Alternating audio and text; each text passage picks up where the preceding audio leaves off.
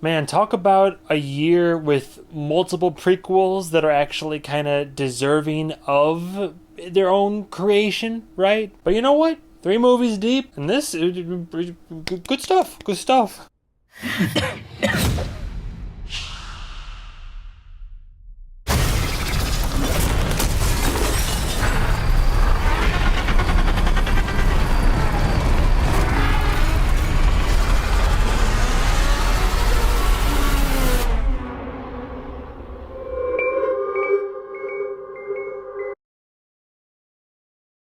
And today we have A Quiet Place, Day 1.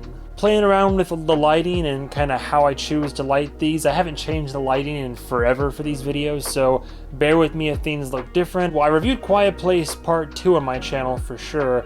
I don't think I reviewed the first Quiet Place movie. Now here we are with not Part 3, as many of us thought or probably maybe even hoped. So for those that don't recall, technically Quiet Place already did this a little bit, like in Part 2 with the John Krasinski and his character's family.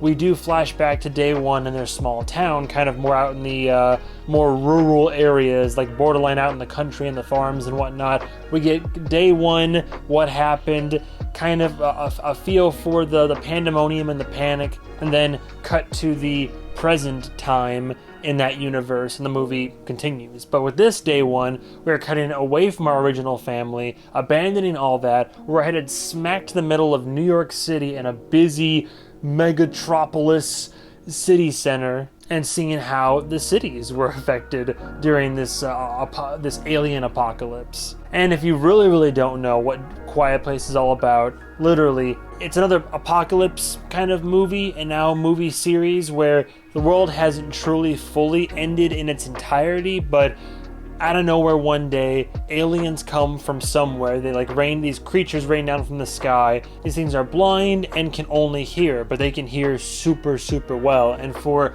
one reason or another, their only instinct is to survive and just kill, smash, destroy anything that makes sound and is basically like moving. So the whole premise of A Quiet Place is like you can't make noise. You can do just about anything else under the sun, kind of, but if any of it involves making noise, you're donezo Washington, you're done, you're dead. Getting into it, Quiet Place Day 1 is the latest Quiet Place film. However, unlike Part 1 and Part 2 that were both directed by John Krasinski, who, you know, our boy from The Office, you know him probably most from that, but he's making more films. For the first time, we have a different director manning the helm for this prequel, in the form of Michael Sarnowski. I've actually covered this guy before, and his track record, oh my god, here we go. The last film that he did, years ago, but Pig. I unironically, here we go, soapbox time here. I unironically love Pig, and I unironically love Nicolas Cage as an actor and just general human being, but Pig is so good if you haven't seen it already. In my review, I called it the epitome of cinema because I truly believe that it is, which is wild to say that for this director's second feature film, he's handled a AAA blockbuster of this caliber, but given the emotional depth of this film, it makes sense that Krasinski chose to pass the torch off to somebody like this, and we'll get into that in a little bit. Quite a few people of note in this film, but our two main stars, our biggest one, the leading lady herself, Lupita Nyong'o, and boy do I love her. Very prolific and exceptional filmography. I think the most recent film that I covered that she's in would be Wakanda Forever, but in terms of what I would personally like to give her credits for would be the role of Adelaide in Us, which was Jordan Peele's second directorial debut. I love Jordan Peele. I loved her in that. She made for an excellent like final girl like horror heroine type of deal. And also, fun fact, she plays the character of Maz Kanata in the new Star Wars trilogy. We also have, now, this guy he exploded onto the scene when he showed up as Eddie in Stranger Things, so of course everybody online is like, oh my god, is that Eddie? Is it our man, our boy? Yeah, woo, boo, cringe compilation. To answer your question, yes, Joseph Quinn. I did love him in Stranger Things, but I'm glad that he's getting more roles that aren't going to be just that. And then there's some other cameos. You can tell from the trailer, the gentleman who ends up in Quiet Place Part 2 starts off here in the city, so we know that somebody is gonna make it.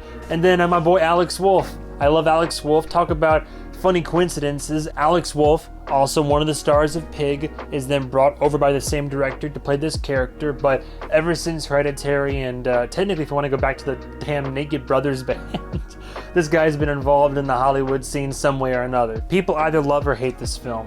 Make no mistake, A Quiet Place Day One is technically an action film, but it is not an action movie all the way through as the trailers might lead you to believe. It's more a character-driven drama tragedy in a way that has this apocalyptic scenario of monsters attacking a city as the backdrop for it, and people either love it or hate it online. I'm in the camp of like the loving side of things. I think there's very little wrong with this film, but the ones that don't like it, for one, there's the obvious ones, and I've read the comments online. It's people that are just flat out racist. I mean, forget the whole, oh, it's a woman leading the charge, because I think that's being accepted more and more in film these days. And if you disagree with me, look at all the movies that are coming out this year that either have come out or are going to come out that have leading female protagonists and how excited people are for them. I think the argument of female leads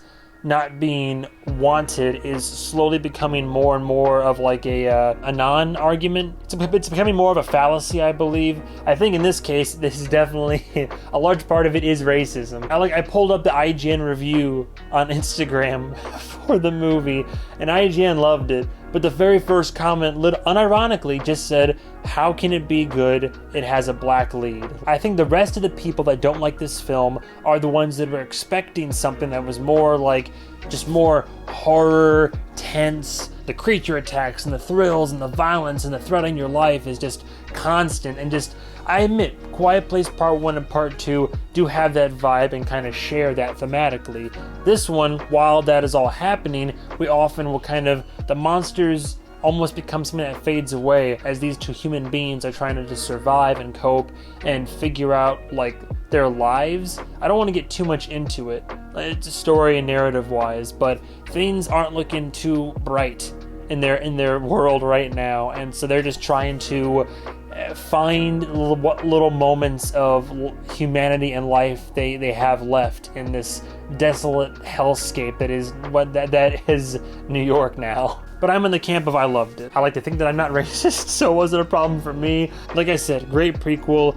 Could have easily been, this is what a lot of people are saying, could have easily been a cash grab. They could have just milked this, could have made it this, balls to the wall action alien with characters that are throwawayable, and they could have been like, oh, lean into the aliens and the violence and the, oh, action, but no, this was a pleasant deviation from what Hollywood normally would do, and this is more of a character-driven, character-focused, heartfelt narrative. Like I said, I loved our protagonists. Granted, the way they're written and acted, yes, they're very easy to love. They're lovable people. They both seem like genuinely good souls. Most of the survivors that we encounter, most people she encounters are good people. There's idiots and assholes out there, sure, but they get themselves killed one way or another, so they aren't around for long. And society hasn't broken down long enough for bandits and for evil human factions to arise yet, so none of that Quiet Place Part 2 nonsense to worry about just yet. Obviously, from a lore perspective, because I'm a big old sci-fi nerd and I love it when a movie can give you lore and different perspectives to chew on, I loved how we got to see how this all went down in a big city now. Because before, it was just out in the country, you weren't sure to what extent this reached, how other people were affected, how much, we kind of knew it was most of the world, but this really hammers home the point that not only is it global coverage, but there's not much that humans were able to do when it happened. I was talking to another friend of mine about the movie afterwards, and I think we're both suckers for this, but it's like the opening of Last of Us or other end of the world apocalypse films. We're always suckers for those sequences where shit's hitting the fan, things are going down, the attack or the disaster is happening, and you stake with a character or a couple characters as they try to navigate this ever-evolving, tumultuous landscape and just try to survive and move forward. Fantastic, borderline phenomenal, but fantastic emotional performances I mean, all the cast brings their characters to life, but from Lupita and Joseph, just bravo. So oftentimes we'll probably bring a tear to your eye. Their stories are sad and emotional and heartfelt, and you really are with them and you root for them. And of course the cat. I was gonna say we love a cat. I'm more of a dog guy, but you guys love a cat, right? Sure, we all want the cat to survive. Who am I to disagree? I wouldn't consider it a straight up horror film. There are horrific elements, but all things considered, there were many tense, kind of scary moments. I will admit that.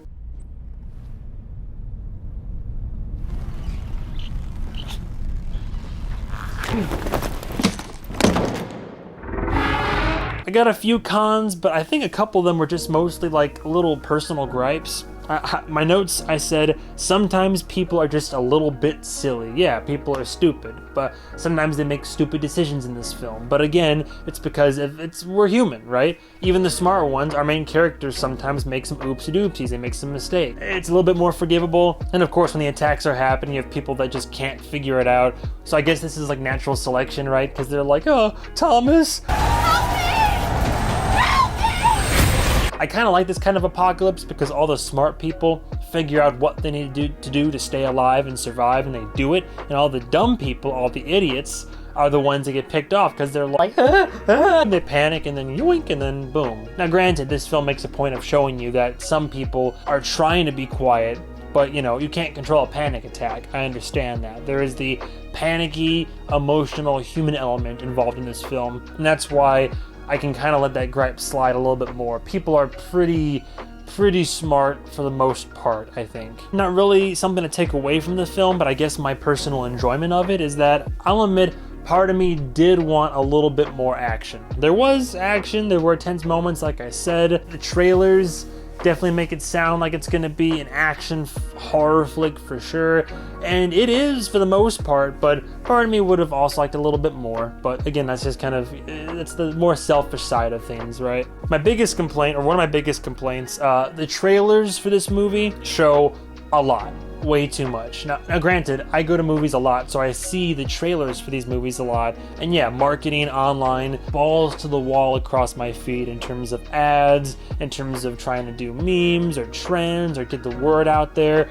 Props, you gotta do what you gotta do. I understand that. I did my part. I went to go see it in IMAX on the big boy screen. In terms of primary action scenes, the first two trailers show most of them. Don't watch more than that. After I saw the movie, I stopped scrolling past ads, and previews for the film show even more. Oh my god, they spoil so much. I guess it's safe to say that if you don't want to see anything about a film, don't watch the trailers. But for me, I often like to consider trailers as part of the experience. That's part of the marketing. It's part of a preview of what's to come, what's to lure you in. A vibe of what we're about to come up against, but don't show me key, crucial parts of the film that will let me piece together what happens. This one I would call like a slight detractor because you had an excellent opportunity to kind of do this, and I know the aliens aren't the primary focus of this, but they are the primary catalyst of our story and the horror therein. Creature lore is hinted at in this film, but we still don't learn too much. I'm not expecting a lore dump. I'm not expecting the